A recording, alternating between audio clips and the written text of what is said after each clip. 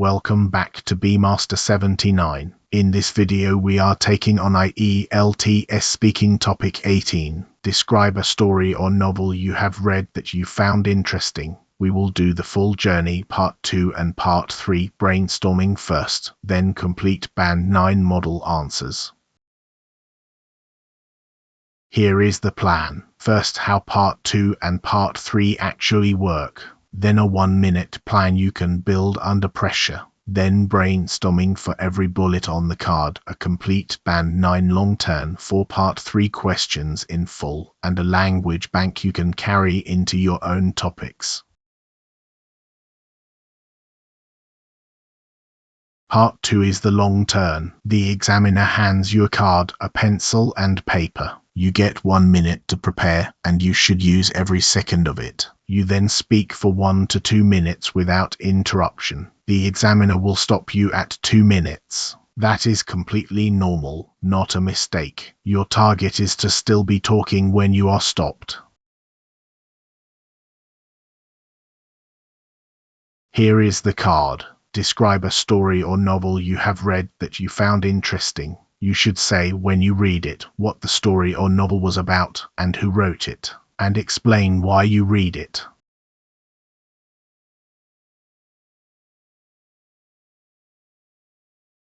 Now, a warning. Look closely at this card. The heading asks for a novel you found interesting. The final line asks you to explain why you read it. Those are two different questions. Most candidates answer only one of them. Answer the printed question first, why you read it, and then extend into why it held you. That extension is where band 9 separates itself from band 7.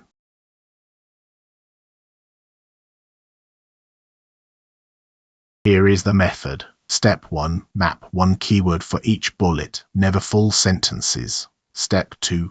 Choose the story you have the most to say about, not the most impressive one. Step 3. Extend, add one beat the card did not ask for. Step 4. Close, decide your final line before you open your mouth.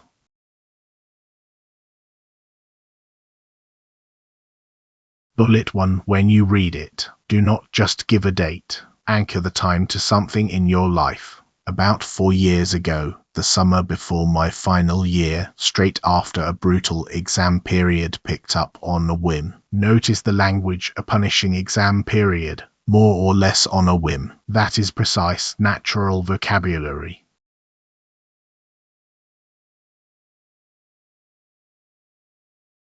Bullet 2. What it was about. Do not retell the whole plot. Give the shape of it. A boy in Kabul, Amir, and his friend Hassan. Inseparable but divided by class. One act of cowardice, then decades of guilt. The family flees to America. One chance at redemption. 5 beats, and the examiner can see the whole book.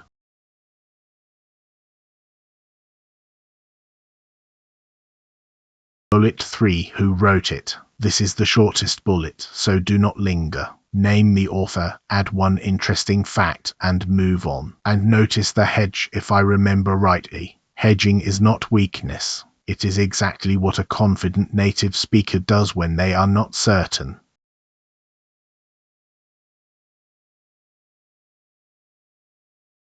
And now the explain bullet, which carries the most marks. Give 2 layers, not 1. The immediate trigger, a lecturer recommended it. The deeper reason, my reading had become incredibly narrow. That 2-layer structure, immediate trigger then deeper reason, works for almost any why question in the exam.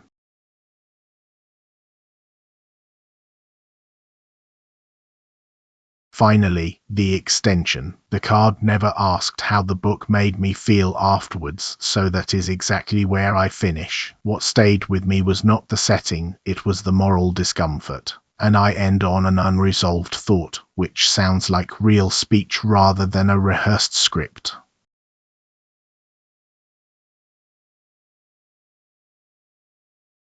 This is all you should write in your minute. 5 lines. Keywords and arrows only. If you write full sentences you will read them aloud, and reading aloud destroys your fluency score.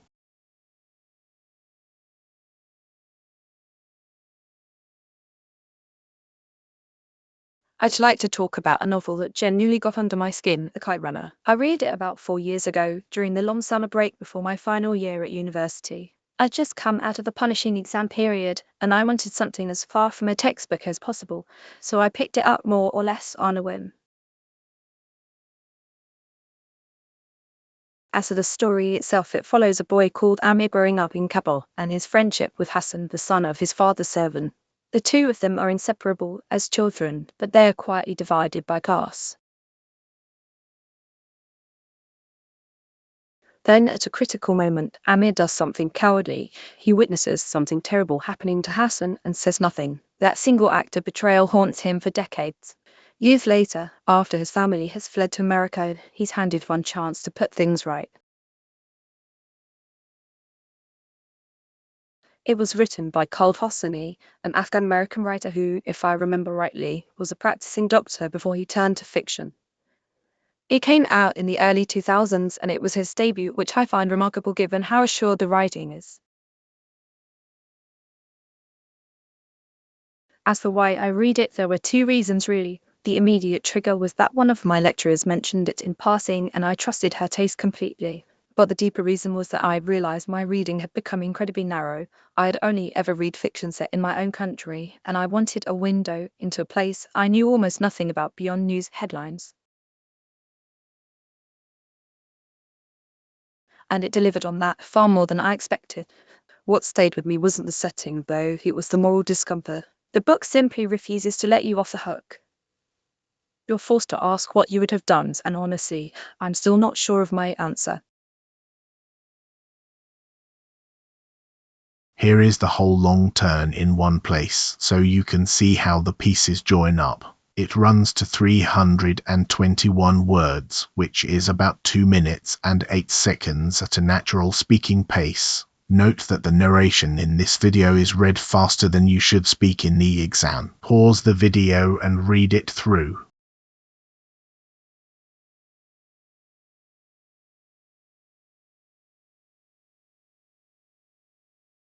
And the second half, where the answer moves from telling the story into reflecting on it. That shift is what fills 2 minutes without repeating yourself.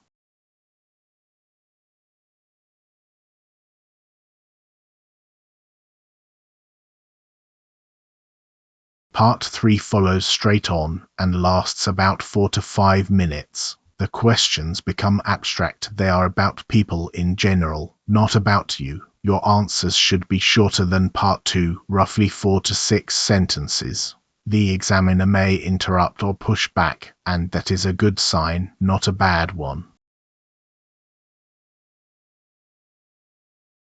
Every Part 3 answer in this video uses the same 4 moves. Position, answer the actual question in your first clause. Because, give the reasoning, not just the opinion. Example, one concrete illustration. Because specific always beats general. And balance, concede the other side or point out a limit.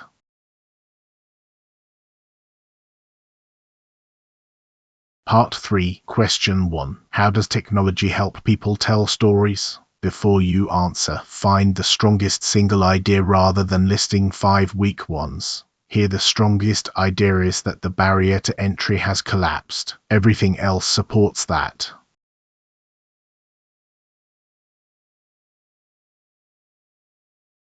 In all sorts of ways, but I'd say the biggest shift is that it has collapsed the barrier to entry.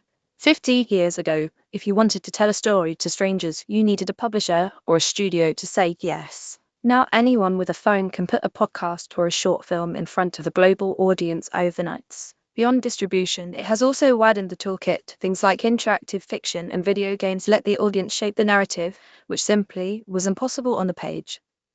The flip side, of course, is that with so much competing for attention, the average story probably gets far less of it than it used to.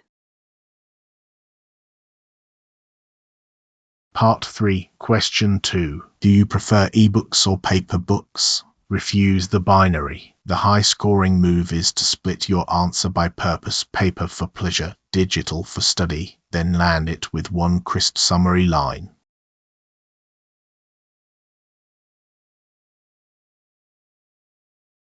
Honestly, it depends entirely on the purpose. For anything I'm reading for pleasures, a novel like the one I just described, I'll always reach for a physical copy.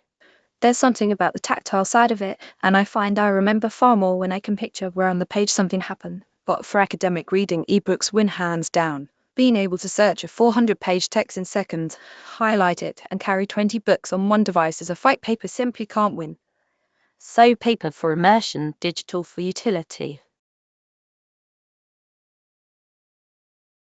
Part 3, Question 3. Why are mystery novels so popular? Give two different kinds of reason. One structural, about how the books are built, and one psychological, about what readers need. Two different kinds of reason always sounds more thoughtful than two similar ones.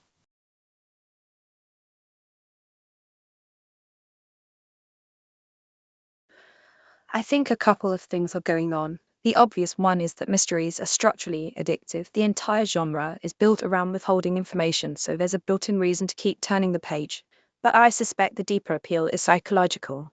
We live in a world where most problems are messy and never really get resolved, whereas a mystery guarantees you an answer by the final chapter. That sense of order being restored is enormously satisfying. And streaming has amplified it. A hit crime series sends people straight back to the novels it was based on. Part 3, Question 4. What kinds of novels suit film adaptation? Answer in two halves what works and what fails. And then add the hidden variable that most candidates miss, which here is length rather than genre.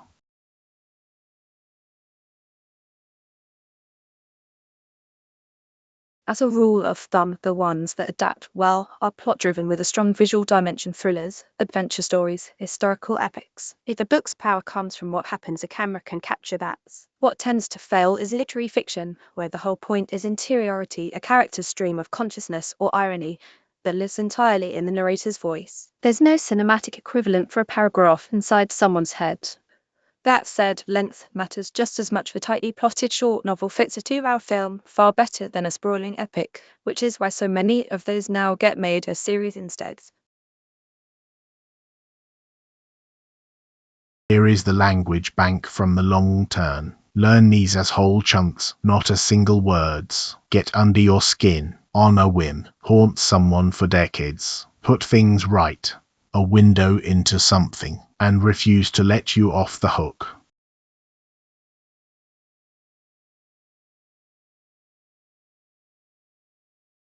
And from part 3, collapse the barrier to entry. The flip side, hands down, as a rule of thumb, structurally addictive. And that said, which is the cleanest way to concede a point before you qualify it?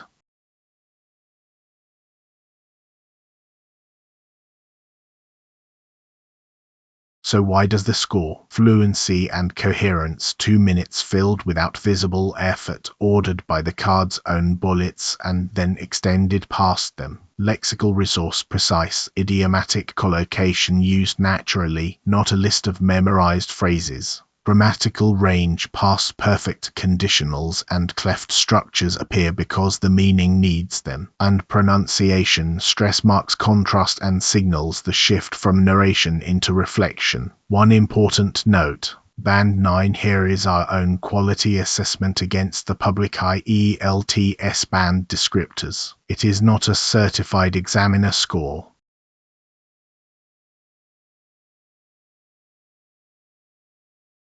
Now it is your turn. Set a timer: 1 minute to plan, 2 minutes to speak. Use your own book. The technique transfers, the content does not. Amir Hassan and Khaled Hosseini are our invented candidate's choice, not yours. Play your recording back and mark just one thing. Did you fill the time? Then answer all 4 part 3 questions in under 6 sentences each. If this helped, subscribe to Bmaster79 and I will see you in the next one.